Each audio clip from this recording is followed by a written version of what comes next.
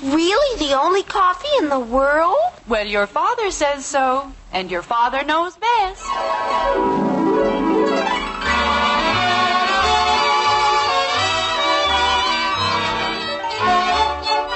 Yes, it's Father Knows Best, transcribed in Hollywood, starring Robert Young as father.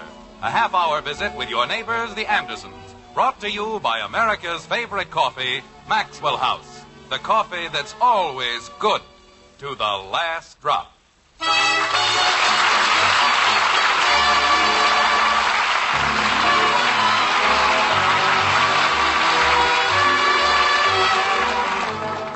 Now is the time of year when a strange malady falls upon the land, affecting people from every walk of life. Butchers and bakers and candlestick makers, rookies and bookies and Senator Kefauver.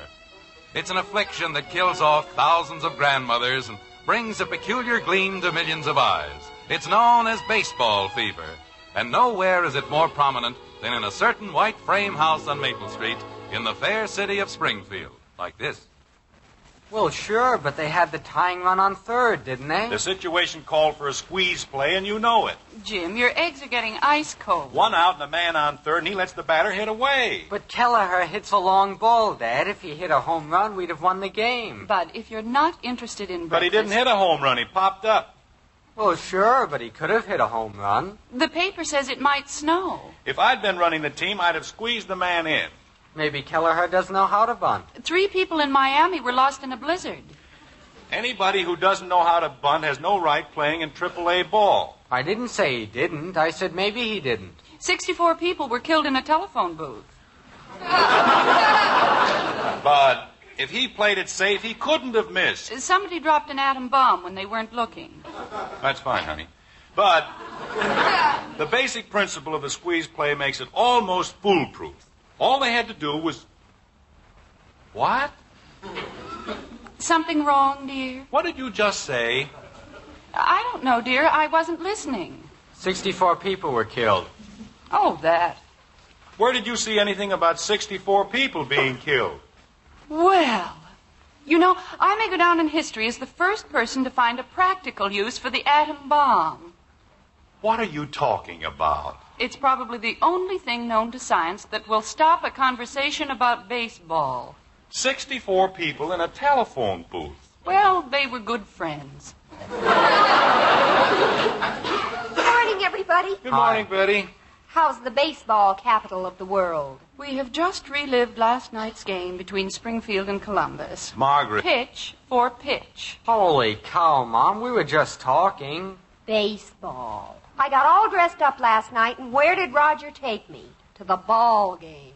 Hey, did you see the game last night? Well, I was there. Betty, in the 9th inning, when Sauer was on third... Jim, let's not go into that again, please. But, honey, if she was there... I don't even know where third is. Oh, fine. And furthermore, I don't care. Drink your orange juice, dear. Betty, how could anyone possibly be in this family as long as you have and know as little about baseball? It isn't easy. But I'll keep trying. Morning, everybody. Hello, honey. Good morning. Kathy's only 9, and she knows more about baseball in 10 minutes than you do in a year. Hooray for her. But Joe Phillips was here last night. Just a second, kitten. Tell your sister where third base is. Third base? That's right. I didn't take it.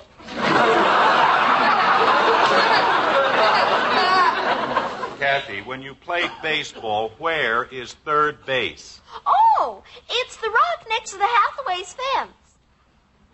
Margaret, may I have my coffee? Of course, dear. Did somebody move it? Kathy, let's talk about something else. Well, that's the nicest thing I've heard around here for the past month. Father, they're having a sale at Gorman's, and I saw the most wonderful... Betty, Yes, Father? we're not going to talk about dresses. I wasn't talking about a dress, Father. Oh, well, that's more like it. This was the most beautiful suit you ever saw. And it was reduced from $89.50. Betty. Yes, Father? No. Jumping creepers.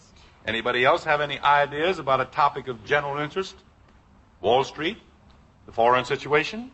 Gasoline scooters? Not gasoline scooters. That's what I thought. How Joe Phillips. Well, that's a nice, lively subject. What about him? He was here last night. Fine. Anybody have anything brilliant to say about the weather? Did I tell you about the envelope? What envelope? The one Joe Phillips left.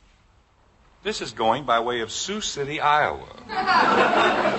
All right, Kathy, what about the envelope? It's on the desk in the den, and Joe said to be sure not to lose it because it has the tickets. What tickets? The baseball tickets the Bud won in the raffle. Hey! Bud? Baseball again. But I won! Bud, you're getting the whole table. I won the tickets, Dad. They picked my name. I won! Bud, will you please calm down? There's no need to... Kathy, see who's at the door. It was Bud's door. I won! Never mind whose door it was. Please see who it is. Gee whiz. Just because I'm the littlest one in the family, I'm not supposed to have any feeling. Bud, what's this all about? I won the tickets! Oh, dear, he spilled the cream all over the table. I'll fix it, Mother. You won what tickets? For the double-headed tomorrow. We all chipped in a quarter apiece, and I won. I got 2 tickets for a quarter. Bud, don't you realize that amounts to gambling? But what... And you know how we feel about gambling. It wasn't gambling, Dad. The boys' club got the money that was left over. Oh, how much was that? 35 cents. Give the tickets back. But, Dad, they're playing Columbus. I wouldn't care if they were playing the Nina, the Pinta, and the Santa Maria. Oh, gosh, Dad. I thought you'd be happy I could treat you to the game. When a bunch of boys... What? Well, we couldn't afford to treat our fathers any other way, so that's the way we did it. Your father's absolutely right, Bud. You and the other Just boys a minute, Margaret. Let's look at this thing in a practical way. Why, Jim... As long as the boys had an unselfish motive... Jim Anderson. And after all, the boys' club is making 35 cents. Bud, the next time you spill the cream, you can just clean it up yourself. All right, Betty, that's good enough. Going to play Columbus, huh? They're in first place, too, but if we win both games... Daddy! Just a minute, Bud. What is it, Kathy? It was a telegram, and I had to sign for it. Fine. Now you can sit down and rest a while. Who's it from, Jim? Suppose I open it and see. I think that's a very good idea. I signed it Kathleen Joy Anderson, and I had to write it very small. No! Jim. Why does she have to pick on us? It isn't Aunt Martha. Not again. She'll be here in the morning. Oh, no. Oh, boy! What are you so happy about? She always gives me $1. Maybe she won't come, huh, Dad, like last time? She'll be here at 10:17 tomorrow. Oh, dear. Why does she have to come at all? She's only going to stay one day. How do you know? It says so here, see? Arrive 10:17 train Sunday. Staying one day. Meet me. Tight-fisted old character. It'd kill her to use more than 10 words. Jim. Well, she's my aunt, and if I want to say she's tight-fisted, I'm going to say it. She's tight-fisted. You said it. Bud, will you please show a little more respect for your elders? But you just said... Never mind what I just said. She's old enough to be your grandmother. You owe her a certain amount of respect. Yes, sir. The old battle axe. Well, that takes care of your ball game tomorrow. Why? Jim, you're not going to run off to a ball game and leave her here. Why not? Jim Anderson, I will not entertain your Aunt Martha and her friends alone. What friends? Who said anything about any friends? Aunt Martha hasn't been in Springfield for over a year, and I'm sure she expects to see all of her old cronies. Well, let her go see them. Who's stopping her? We'll have to have them here. Holy cow. Oh, Margaret. We'll have to serve tea and get some little cakes and things. Honey, you... Jim, I haven't time to argue about it. I've got to call Mrs. Thornby and Mrs. Winters. You mean rich Mrs. Winters with the iron fans? Yes, dear. She gave me $1 once. And I know she'll expect to see Mrs. Horace and Mr. Forrester. You mean rich Mr. Forrester with the electric runabout? He gave me $1, too. Kathy. But they're the most prominent people in town. They're a bunch of old fuddy-duddies. Jim, that's no way to refer to the aristocracy of Springfield. Aristocracy, my foot. just because they've got a lot of money. Oh, Mother, this is the most wonderful thing that's ever happened. We can get our names in the society column. Isn't that awful? Margaret, just because my Aunt Martha's husband cornered the market in buggy whips... Jim, please stop interrupting. He was the biggest crook in the whole buggy whip business. That's what he was. And if you think... Amanda Wilson, we'll have to call her. Amanda Wilson? Margaret, if you'll only listen to me... You mean the Amanda Wilson with the Rolls Royce and the chauffeur and the butler and the cook and Betty, stop drooling and sit down. But, Father... Bud and I have tickets for the ball game tomorrow, and I don't care if my Aunt Martha shows up with the caretaker of Fort Knox. You are not going to leave this house tomorrow afternoon, Jim, and you might as well... Betty, where are you going? I have to call the society editor and arrange for pictures. Margaret, for the love of Pete. And it's a double-header, too. There'll be lots of other ball games. And, Kathy, you haven't finished your breakfast. I haven't got time, Mommy. I have to go to the store. What for? I have to buy a new piggy bank.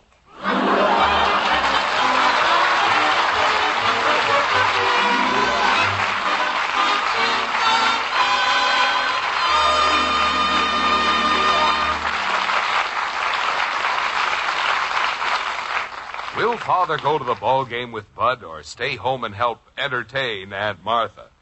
Right now, it looks like Mother will have the last word on that. But more often than not, ladies, you look to the man of the house for the final say-so. For example, the final judge of coffee at its best is your husband, for he's the world's greatest coffee expert. We're known as experts, too, because more families buy Maxwell House coffee than any other brand. But when your husband sits down to enjoy coffee you brewed, why, he's the only expert you want to hear from. And tomorrow, you've only to pour him a tempting, delicious cup of Maxwell House to see him glow with pleasure and say, "Gee, that's good coffee." You bet he'll say that. Fact is, we'll return your money if he doesn't say so. You see, only Maxwell House has that grand, good-to-the-last-drop flavor, thanks to a recipe that belongs to Maxwell House alone. It's a recipe that demands choice, rich coffees, blended and roasted just so. That's the reason no other coffee tastes like Maxwell House. No other coffee's made like Maxwell House. So serve our Maxwell House to your husband. If he doesn't smile and say, "Best coffee ever," well, just send us the can, an unused portion, and we'll refund your purchase price. Our address is right on every familiar blue tin. Yes, tomorrow, fill the cup of the world's greatest coffee expert, your husband, with the truly satisfying flavor of Maxwell House coffee. Always good to the last drop.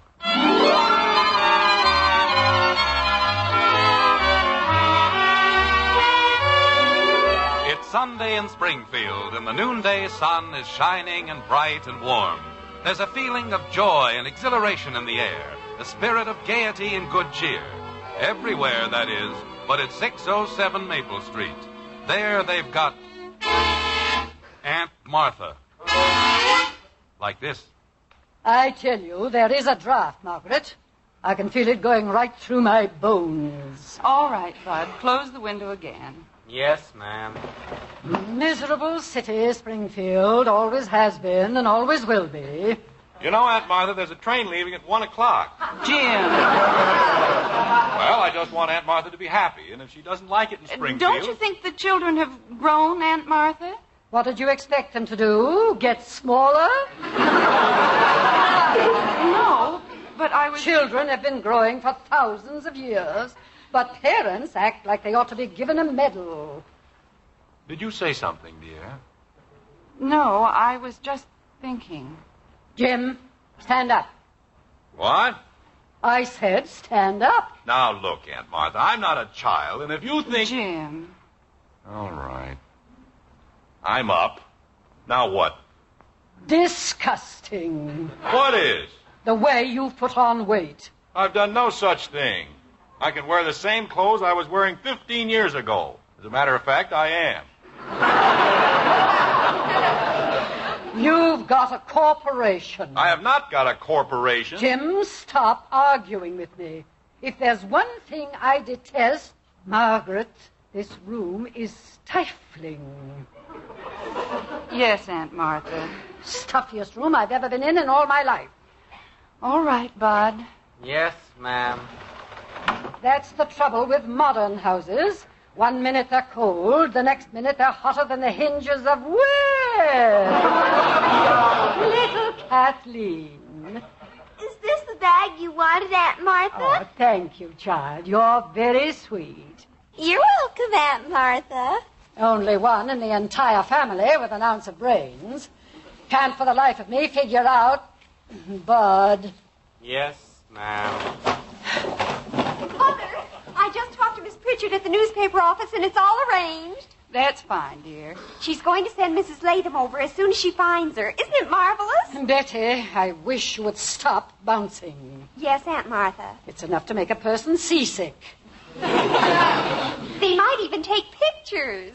Would you like to hear my piece now, Aunt Martha? Not right now, Kathy. But Aunt Martha said she was going to give me $1 as soon as Your mother said not now, Kathy. Gee whiz. Bud. Yes, ma'am. What are you doing with that window? I thought somebody said Bud. Close the window and leave it alone.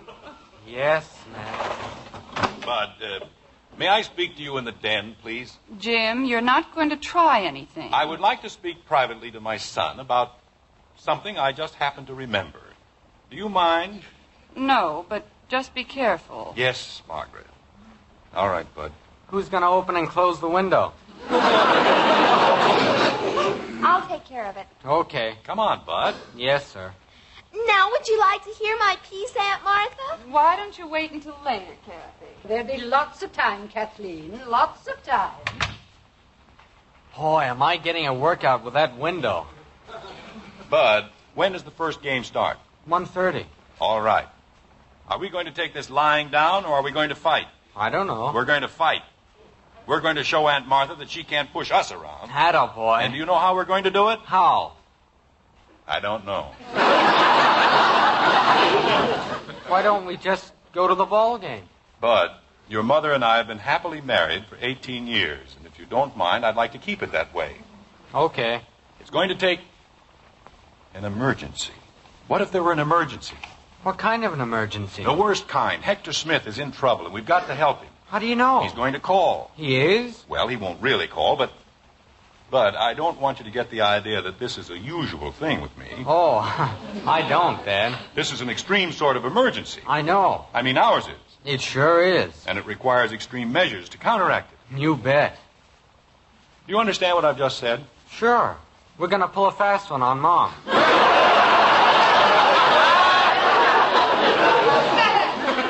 Well, I suppose you could put it that way. What are we going to do? That's a very good question. Now all we need is a very good answer. Let's see. If you were to go next door and use the Davises' telephone... That's a good idea. No, if you weren't around, your mother'd get suspicious. What's the difference? She's suspicious now. True, but in planning a campaign of so delicate a nature... Daddy? Kathy, that's the answer. Good old Kathy. It is? I mean, she is? She certainly is. Daddy, Mommy says... Just a second, kid, and come on in. Bud and I want to speak to you, don't we, Bud? Oh, sure. What did I do now? Not a thing, baby. Not a single blessed thing. Mommy says you're going to stay in here all day. Kathy, how would you like to do a big favor for Daddy? What kind of a favor? A very simple one. Call me up on the telephone. Where are you going? I'm not going anywhere. Then how can I call you up? Because you're going somewhere. I can't. I have to recite my piece. Just next door, Kathy, to the Davises. Next door? To the Davises. And you want me to call you on the phone? That's right. What for? Kathy. Oh, we want to see if the bell rings. What bell? The telephone bell. Oh, well, sure. Why didn't you say so? I just did. And Kathy, we don't want Mommy to worry about the telephone, so we'll keep this a secret, won't we? Oh, sure. Go out the back way. It's quicker. Okay. Say, how will I know if it doesn't ring? We'll tell you when we answer it. Oh, that's right. I'll hurry as fast as I can, Daddy. That's a good girl. Jim, We'll be right in, honey. Bud, Yes, Dad? to make it look good, I won't rush to the phone when it rings. You take it and tell me it's Mr. Smith. Okay. And keep your fingers crossed. I've had him crossed all day. What are you two mumbling about? It's just man talk, honey. Well, how's everybody getting along in here? Jim, you've got to do something about this house. Betty, Yes, Aunt Martha. the wind whistles through here like a sieve. Want me to take the window, Betty? Would you please? Sure, I'll be... Bud, Oh, I forgot. I'm sorry, Betty. I have to answer the telephone.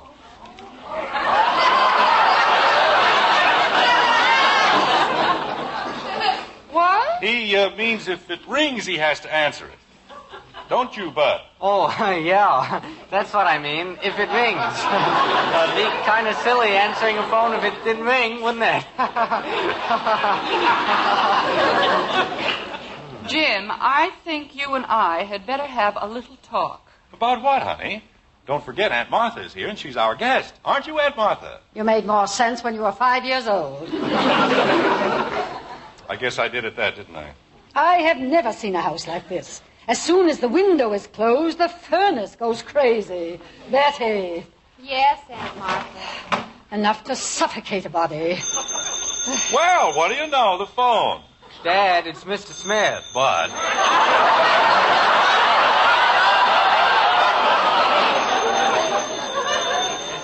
Well, Don't you think you ought to answer it first? Oh, sure. I'll be glad to. Never mind. I'll get it myself. Bud, you and I are going to sit down and have a long talk. Yes, ma'am.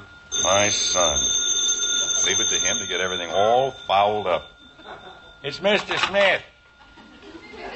Hello? Hello, Daddy. This is Kathy. Oh, hello, Sam. How are you? Oh, Daddy? No, we were just sitting around, talking. Daddy, it's Kathy. You are, huh? Well, how did that happen? How did what happen? Stuck in the mud, huh? Daddy? Outside of Plainville? Well, that's awful. Daddy? Don't you want to talk to me? Why, it won't be any trouble at all, Sam. Daddy? Bud and I'll be there in less than an hour. Daddy? Glad to help, Sam. It isn't Sam. See you later, Sam. Daddy? This is awful, Margaret. Sam Woody's in a terrible spot. So I gathered. He's stuck in the mud outside of Plainville, and I promised that Bud and I would go help him. Well, that's very nice of you, dear. Now get your coat, Bud. We haven't any time to lose. Okay, Dad. And make sure we've got a good tow cable in the car. You bet. Better take along an extra motor, too, dear. All right. What? I was talking to Dorothy this morning, and she said their motor was being overhauled.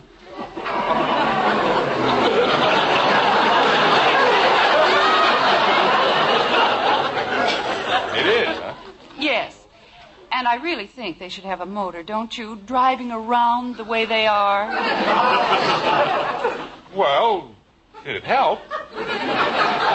Betty, Yes, Aunt Martha. You know, it's a funny thing, Margaret, but somehow I get the impression that you don't believe me. No. Yes. Your entire attitude is very strange. It isn't just my attitude, Jim. I see what you mean. Dad. Oh, I have to answer it first. I'll get it, Bud. Don't you want me to see who it is? No, I'll see who it is myself. A big help he turned out to be. Hello? Hello, Daddy. This is Kathy again. Yes? I forgot to ask you. Did it ring? Oh, that's what it was. What was? Sam, I'm sure glad you called back. Daddy, it's Kathy. Hold on a second, will you, Sam? But I'm not Sam. Margaret, it wasn't Sam Woody, it was Sam Moore. Oh, really? Yes, wasn't that silly? Probably the silliest thing I've ever heard. Let me have that phone. But, Margaret, if you'll just let me tell you... The phone, honey, this please. whole thing... Hello, Kathy? Yes, Mommy. You may come home now. Daddy's all through playing games.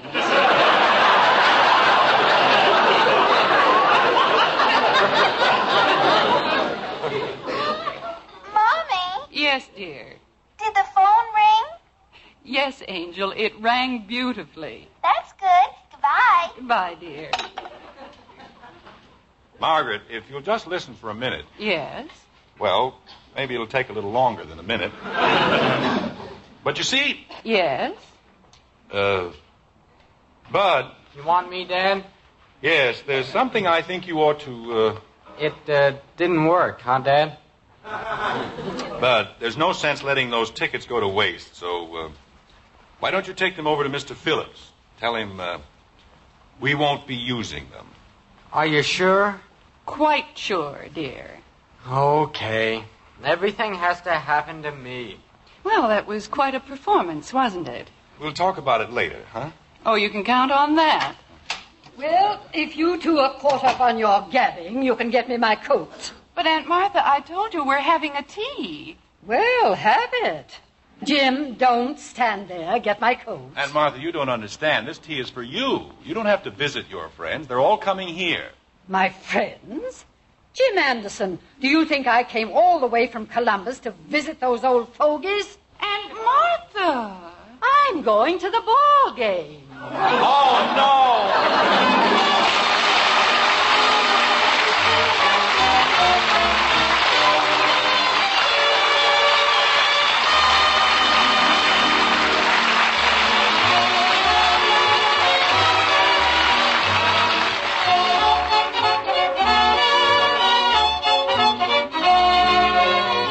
Before you decide on the coffee you'll buy this weekend, ask yourself this question.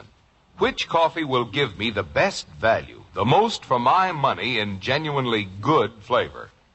Put it that way, and you'll choose the one coffee famous above all others for flavor, our Maxwell House coffee.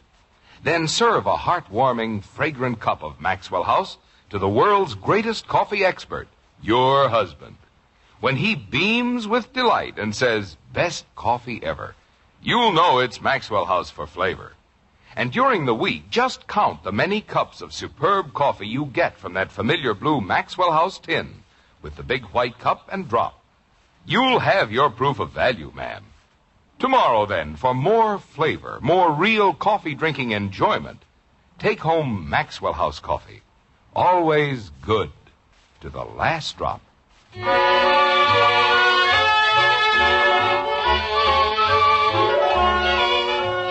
Now it's Monday, gloomy, gloomy Monday. And nowhere is it more so than in the Andersons' breakfast nook, like this. A fine Sunday that turned out to be. Methuselah and his girlfriends.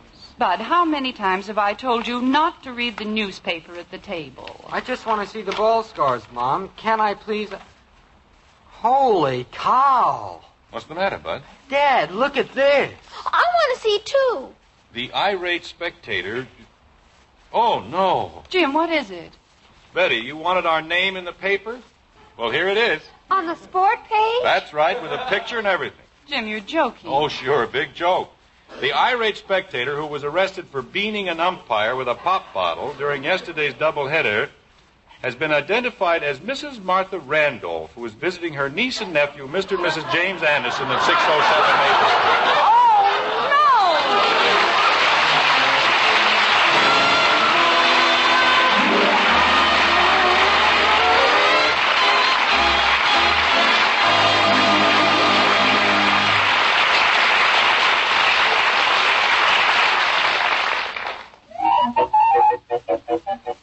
Hurry, hurry. Step right up today for brand new Crinkles. Candy-kissed rice. It's twice as nice. Crinkles, the sensational new sugar-coated rice cereal.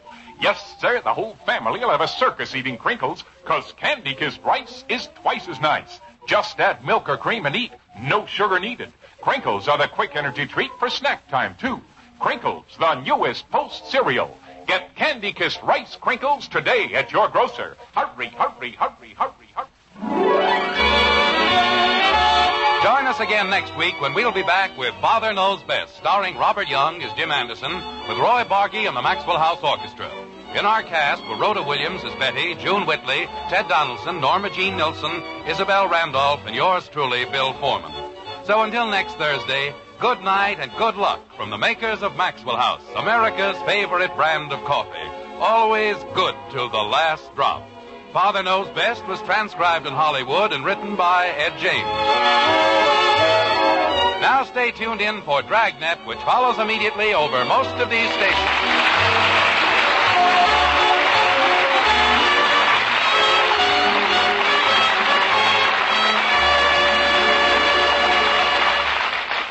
Your police force goes into action. It's Dragnet next on NBC.